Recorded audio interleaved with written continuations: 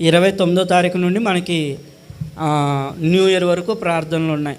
ఏమండి, 29, 30, 31. 2025 సంవత్సరం మీకు ఆశీర్వాదకరంగా ఉండాలి అని మీరు ఆశపడితే 2025 సంవత్సరంలోనికి అడుగు పెట్టే ముందు దేవునితో కలిసి అడుగు పెట్టండి. ఎప్పుడైతే దేవునితో కలిసి మీరు అడుగు పెడతారో 2025 సంవత్సరం అంతా ఆశీర్వాదకరంగా ఉంటుంది.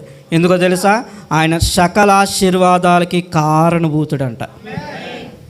ఏమండి, కాబట్టి దాన్ని జ్ఞాపకం చేసుకోండి. 29, 30, 31 తారీఖుల్లో ఉపవాస ప్రార్థనలో, సంవత్సరాంతపు ఉపవాస ప్రార్థనలో 29వ తారీఖున బుధయాలో జరుగుద్ది మా ఇంట్లో.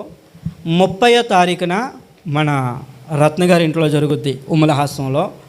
31వ తారీఖున ఇక్కడ జరుగుద్ది, ఇదే హాల్లో 31st నైట్ ప్రేయర్ జరుగుద్ది. జనవరి